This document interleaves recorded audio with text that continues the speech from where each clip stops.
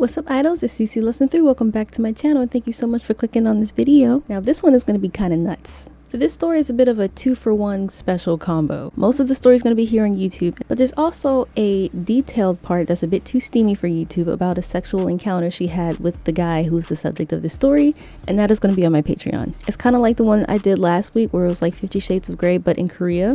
The choking, the dominance, so much foreplay. So yeah, the Patreon link is down below in the description, but most of the story will still be here. Part of this email, she got really detailed about what her and this boy did that night and how it changed how she felt about the whole situation. So yeah, that's going to be on Patreon. For this story time, she basically begged me not to mention her name, not that we ever really do anyway. I think so far only like 1 or 2 girls said, oh, here's my name, you can call me my name. But most of the time they don't want to be known because she knows that she's not the victim of the story. She knows she's in the wrong. She just had to follow what felt right to her. And she already said she's not even going to read the comments because she knows a lot of y'all are going to be upset. She knows, and I know she knows, and I know she... But she wanted to share this because she can't believe what she did and she can't believe what happened to her in Korea. So let's go. For this story, we'll call her Jane. You can take that like Jane from Tarzan or maybe a Jane Doe due to her anonymity. What? Anonymity? Anonymity. Also, this story kind of reminds me of something similar that happened to me a few years ago. I don't think I've ever told anyone this on YouTube, like ever. Only like my friends know about this because I didn't want to get in the way of 2 friends. But you know what? It's similar to this story, so I feel like I might as well share it. It's been years. Relationships have ended. It's all good now. So if y'all want to hear my tea, then stick around to the end because I'll share my story after this story. So Jane was seeing this guy in Korea for a few weeks. We'll call him Moon for the sake of the story. And in the beginning, like it often is, everything was great. Everything was perfect. Even though, a few weeks in, it's already still early days. So if there's already things not going well, that's kind of a warning sign. She said they spent a lot of time together early on, like in the first few days, the first week or so, but then things kind of started to fizzle out where he didn't want to go out of the house. He didn't want to really do anything or make plans, and every time he did want to hang out, he just wanted to go to her place because she lives alone and he does not. She said it also didn't take long before he was like too tired to do the naughty.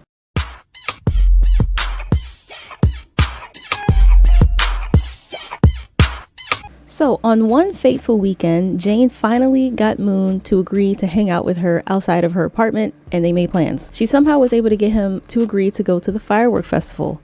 That's right, guys, this story just happened last week. They were going to do firework festival, dinner combo, perfect date night. I think Seoul has their festival like every October, like early October. I remember I went in 2019 and y'all, it is way too crowded. It's not even that fun. I remember we were going through the trenches to try to get a spot. Like it was couples everywhere, people everywhere. It was not that fun. But I do remember I felt a little like special because JB of Got7 had posted on his story that he was watching. I was like, oh my God, he's like right there. Like he was so close to us and I'm sad, but I'm glad because we probably breathe the same air. Anyway, there was a problem with Jane and Moon's plans because Moon double booked himself. He told Jane he was free to have dinner with her and go to this firework festival, but he also promised his homies that they would meet up and hang out. So instead of canceling on the boys and instead of canceling on Jane, he said, let's just merge the events. I'm sure everybody will get along just fine. And then some. So I think it's pretty understandable that Jane was quite pissed. She was looking forward to having some one-on-one time with her mans. He's like, oh, come on, don't be that way. Look at it like this. You get to meet my friends. And that's like the first step in a real relationship, right? The friends got to you got to get along with the friends. He was just going to go for drinks with his friends and he was going to do dinner and fireworks with her. So they're like, let's just do it all. Let's go to dinner. Let's go to the fireworks and then we can get drinks. 완벽한 밤. So Moon meets Jane at her apartment and then we're gonna head over to the restaurant together because his friends were already there. So when she gets there, there are 3 guy friends. 2 of the friends are miscellaneous. We don't really gotta worry about who they are, what their names are, or anything. But one of the friends is essential to the plot of this story. We'll call him Tae. And unfortunately, it didn't take long before Jane just started to feel completely invisible because like the boys got together, homies be homieing, and she has no idea why she's even there at this point.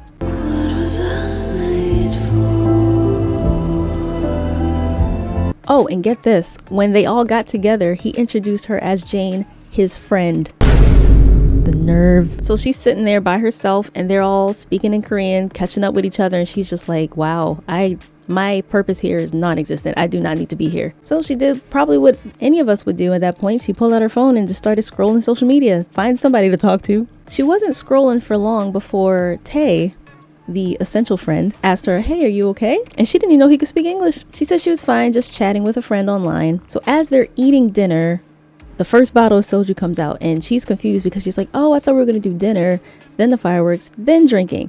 And she kind of saw where this was going. She was like, if they drink too much, they're not going to give a fuck about these fireworks. And the thing is with the firework festival, like you need to get there early to secure a good spot because it is packed. Like she was well aware that there were people already in their spots and they're still here at the restaurant and now they're starting to drink soju. So the drinks are flowing and her fear becomes reality. It was just one bottle of soju, then it became 2 bottles of soju, and now they're onto somek. Beer and soju mixed together. Moon is not paying her any attention and she just feels so useless. She's like, why am I here? Like I should just go watch the fireworks by myself at this point. So she asked him, hey guys, when do we plan to head out? Because like it's gonna be crap. We're not gonna see anything but the back of people's heads and trees. And Moon just kept saying, soon, we'll go soon. But soon just never came. So eventually she told him to just have fun with his boys and she's gonna go because she really wants to see these fireworks. She said they can join her later if they want, and Moon just said, okay. Boy, if you don't get... But then Tay of all people said, oh, she shouldn't go alone, it's not safe. So then Moon said, okay, we'll all go, just give me a minute. 1 minute goes by, 2 minutes go by, another 10 minutes or so goes by, and they're still here and they're drinking somek. So Jane said, you know what, F this, and she got her stuff up and she was about to just go. Like she already told them she was ready to go. They didn't do anything or say anything. She was ready to leave 10 minutes earlier, so she's like, I'll just go now. But as soon as she got up to head for the door, Tay also joined her. He got up and started to head out of the restaurant as well. And what's sad is Jane said when she got up and left, she doesn't even know if Moon noticed. Like he was drunk. So Tay asked her once again, are you okay? Is everything okay? And this is when she just let it all out. She says she doesn't know how things are going anymore. She feels like everything's fizzling out. And after all this, you know, he introduced her as his friend Jane. So she's like, what is this then? So then Tay said he'll go with her to the fireworks because he wants to see it too and it's not safe for her to go alone. Because at first she's like, you don't have to come with me, dude. Like it's totally fine. Stay, spend time with your friends. But because he did say that he wanted to go too, off they went, just the two of them. And I want to spend some time with you. Just the two of us. But you can imagine this was pretty awkward, you know, forced small talk. They literally just met like an hour ago over dinner. But this is where our girl Jane had to let us know that Tay is sexy. She said honestly all of his friends were really cute, but Tay checking up on her, going with her to the fireworks, speaking up for her, trying to make conversation with her made him sexy. He went from cute to sexy. Just effort. Effort goes a long way, gentlemen. So she texted Moon to let her know because again, she's like, I don't even think he noticed. She said, hey, I'm going to see the fireworks. You can join me later if you're done. And he just said, okay. Bruh, she said she would rather him to have not responded or to have said nothing rather than just say, okay. So as Jane and Tay are navigating through this crowded place, crowded people, everybody's trying to get a good spot to look up and see the fireworks without trees and buildings in the way and stuff. And she said like he was protecting her. He was trying to help clear the space. And you know, the Itaewon crowd crush incident was really bad. So it's dangerous if you're not careful. He's watching to make sure they can cross the street safely. He's making sure people aren't too close to her. It's perfect. One deal. And he was also really careful to make sure they didn't get separated. And one super sweet thing that he did was he took off his jacket so she could sit on it so she didn't have to sit on the bare floor. So they found a spot, and while they waited for the show to start, the conversation wasn't awkward anymore. Like they actually hit it off and had a lot to talk about. The conversation was conversating. She laughed. He asked her about herself, asked her like, how's Korea so far? What do you like to do for fun? And they had a lot in common. And she said this is the most attention she's felt in a while. Like she has not been getting any attention from Moon for a while now. One funny thing though, Tay asked her if she had a boyfriend and she was just like, well, I was like here as Moon's date, sort of. And he's like, wait, really? Oh, when he said you were his friend, I thought he actually meant you guys were just friends. And he said even given everything he saw with them at dinner where he wasn't really talking to her or attentive or helping her with anything, he really thought they were actually he really thought they were actually literally just friends. What the hell? I can't speak. And you know, she's like, clearly he doesn't like me like that. And I don't know where this is going because even you saw it for yourself how he treated me. And I'm just his friend. So She told him how he doesn't like doing stuff with her anymore and it just feels like it's on its way out. So Tay awkwardly apologized for being so sweet and romantic because he did not know that she was even remotely a thing with Moon. She's like, nothing to be sorry about. I'm single. I am a single woman. So this is when Moon called Tay to ask where they were because they were done at the restaurant and they wanted to meet up again.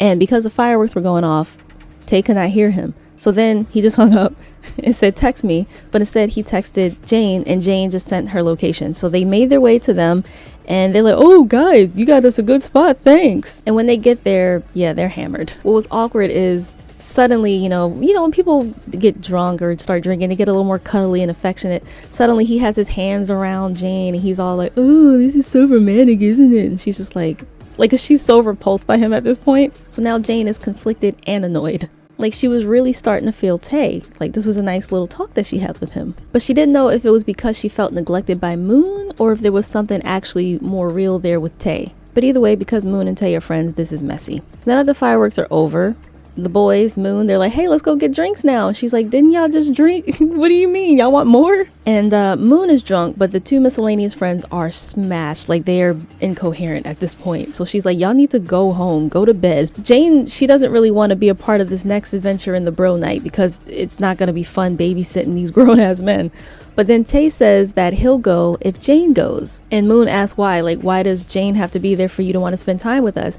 And Tay's like, look, I can't be the only sober one here. Like, that's not fun for me. Over dinner, he only had like a shot or two. He really didn't drink that much. So Jane said yes because she wants to spend more time with Tay. Let's do this.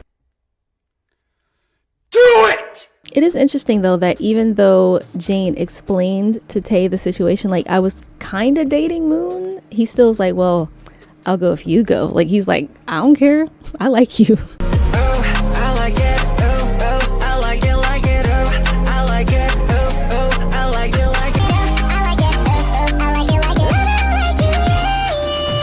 So off they go to the first bar, literally the very first bar that they see where there's room available. And as soon as they get there, the boys order a round. Baby, come through. You deserve a round.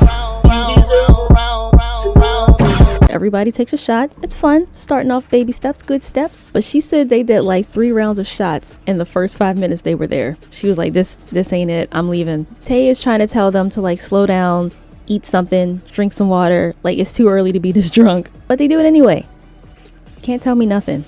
Excuse me, was you saying something? You can't tell me nothing. Jane is buzzed, so she's good. She doesn't want to drink anything else. They were trying to do their best to sober up the boys, but it was a losing battle. So yeah, Jane decided to leave because after this first bar, they end up going to like 2 more. And many rounds of alcohol later, she said, Fuck this shit, I'm out. Tay could see how upset Jane looked and he apologized for the homies, but not only that, he's kind of the reason she decided to come because she only wanted to go because Tay was there. And the fact that Moon was back to ignoring Jane, she just is deaded.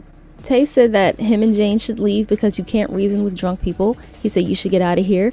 And he offered to walk her to the nearest train station. She accepted the offer. He did this little smooth thing where he was like, yeah, here we are at the train station.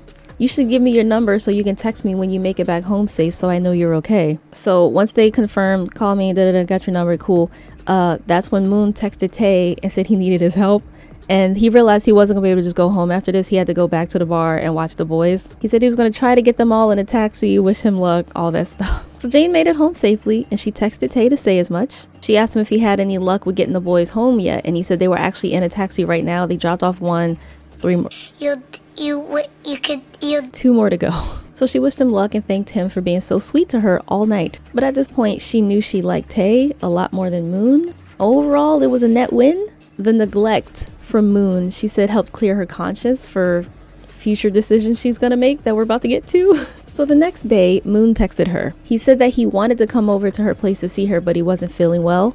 Hungover, duh, as expected. And he said he was just gonna sleep it off. She's like, yeah, not at all surprised. You were throwing him back last night like a child. But then Tay messaged her as well. He asked if this day was going better than yesterday. And he said he hopes that she's not upset anymore. He hopes she's feeling better. And then they both like, oh yeah, Moon just texted me saying how he's hungover and he's gonna sleep it off. And I was like, oh yeah, like he's communicating with everyone effectively. So then Tay asks her what she's doing for the day. She says she's doing nothing. Tay's like, I'm also doing nothing. let's do nothing together. You want my destiny. They were just gonna get a coffee, you know, that's innocent enough. But because they hit it off, they also decided to go to the aquarium because Jane had always wanted to go. She had not been able to go yet. He says, oh, let's go now. They hit it off some more. Everything is going great. Is this a date? Are you allowed to call it that? Are they just hanging out? No sé. Pero el próximo día, Moon messaged her and was like, hey, so how was your day yesterday? Sorry, I was too sick to come and see you. She said, oh, it was cool, you know, just had a chill day. And Moon asked her what she did, like, specifically. And she said, oh, I met up with Tay and we got coffee and we went to the aquarium. He said, oh, yeah, cool. I just talked to Tay and he told me the same thing. I just wanted to make sure you were going to be honest with me. He needs some It was milk. a pop quiz. The fuck? She was like, why would I lie about that? It was just coffee in the aquarium. We didn't do anything yet. Sorry about that, guys. My camera battery just died and I was just about to get to the juicy bits. And she was like, after all, we're just friends. You introduced me as just your friend. I'm just your friend, so it doesn't matter, right? Friends can do whatever the fuck they want to do. So he could tell she was upset. He said he honestly didn't remember why, because he was drunk, but he apologizes for whatever he did. And he said he'll do better. And she figures it's like that classic jealousy thing, right? Like if you feel like you're losing someone to another person, suddenly you start to care more and want to put in more effort. You can't let them go, not without a fight. After this, Tay and Jane were talking about how Moon seems upset and how they do feel bad, but they also don't care that much. Why are my arms behind my back? He asked her how she felt about it, and she says she honestly feels like it's a little too late and she's kind of like over it with him. You know how it's that thing of like, you take things for granted until somebody else wants what you have, you know, then you're like, wait, she's mine. Suddenly you start to care more. It's already very complicated, right? But then Jane asks Tay if he would like to come to her place. Please come over to my apartment. Naturally, he's like, huh? 왜? And she says she thinks if she sees him tonight, it can help give her some clarity on the situation. And Tay's hesitant. He's like, shouldn't we talk first? Bless him. He knows what's happening if he comes over. They're clapping some things, and I don't mean hands. What are you talking about? What do you mean? And Jane said this is the part of the story where she has to own up to how thirsty she was for this man. Anyway, Tay did obviously agree to come over to her place because he knew what was about to happen. So this is the YouTube version of what happened. The more detailed bit will be on Patreon. Link in description. Check it out for further details. So yeah, he did go over to her place and they did do the naughty. She said basically, like the gist of things is that he was a lot more dominating than she expected, and she really liked seeing that side of him because outside he's all sweet and handsome and gentlemanly. Like he was like protecting her in the crowd and making sure she was okay. He sat his jacket down so she could sit on it and not get grass butt wet and stuff.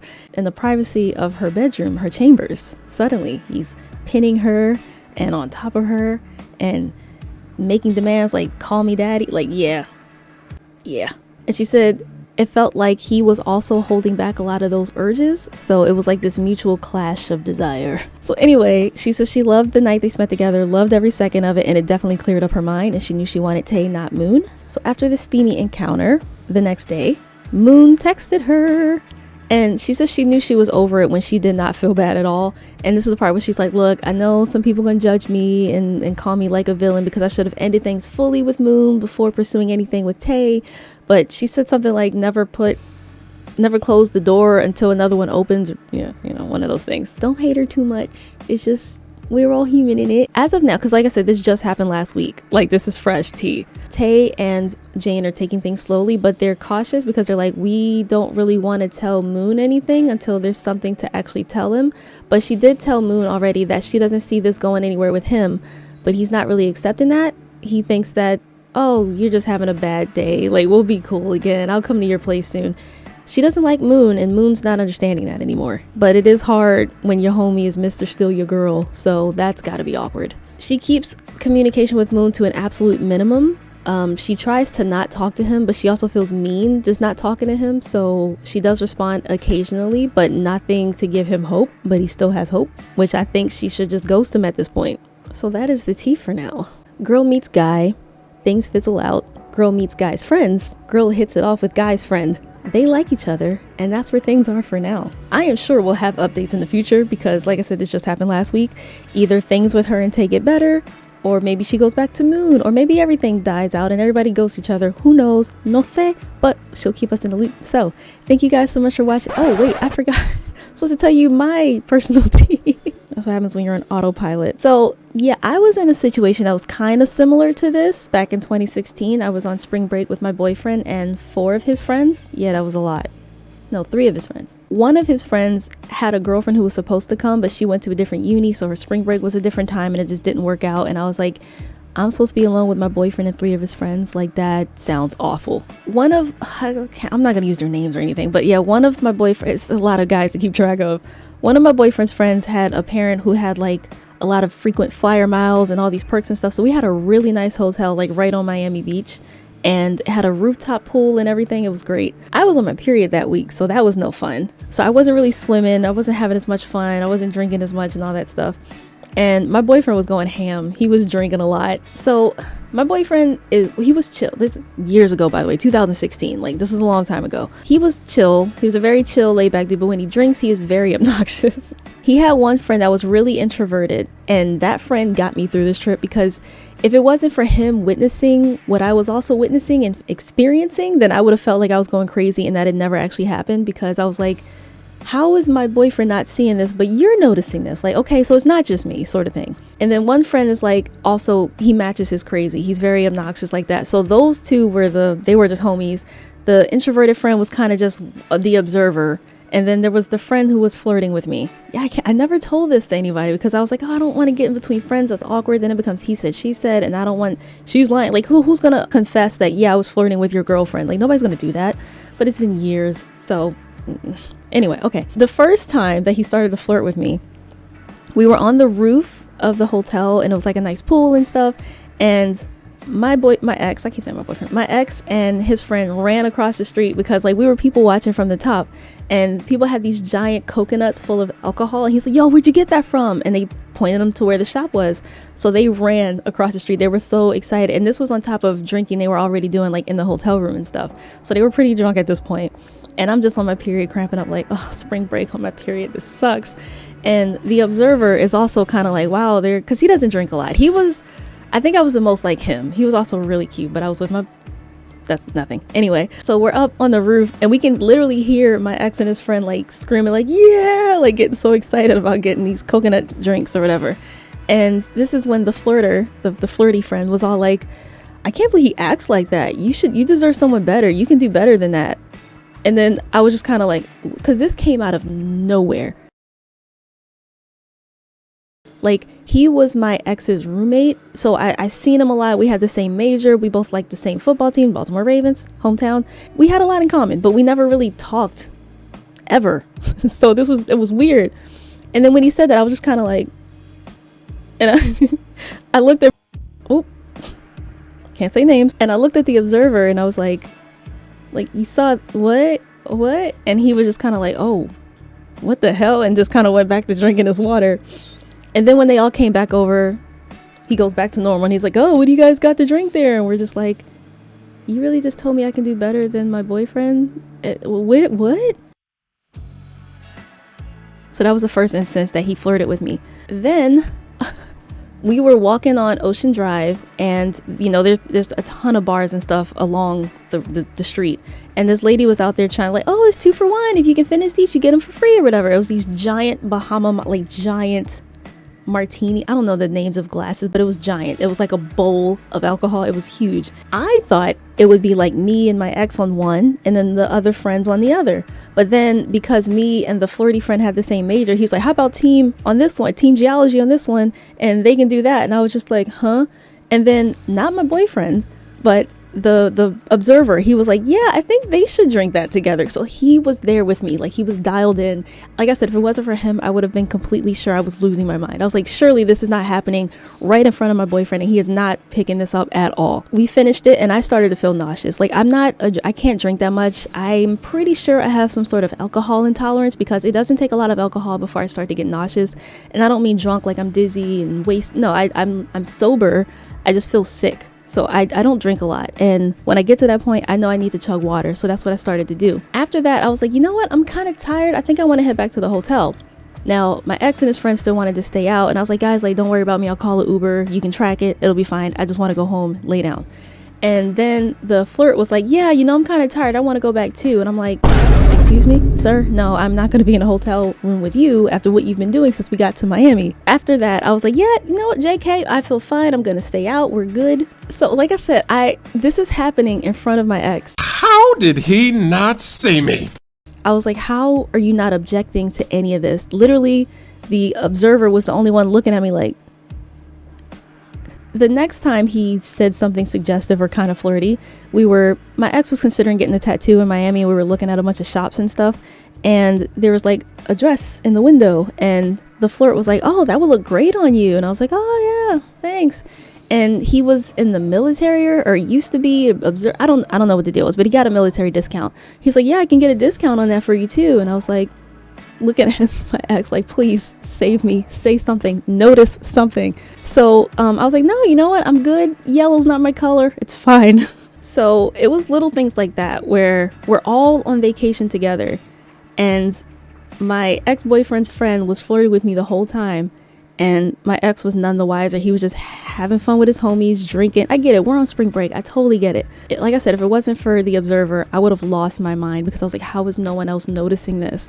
But I don't know, in this story, it kind of reminded me of that, like, girl hangs out with the boyfriend's friends or whatever, and then one of the friends starts to flirt back and kind of hits it, except I didn't do anything. Like, there was nothing to talk about. Like, that's a part of the reason I never talked about this, but nothing happened. Like, we went back to campus and everything was back to normal again, except I made every attempt to not talk to him, not look him in the eye, nothing. Like, we had some geo classes together and I never talked to him. Like, that, from that point on, I was like, we can't be on a project together. Nope, that's weird. It's awkward when you're hanging out with your boyfriend's friends and then one of them tries to like get with you.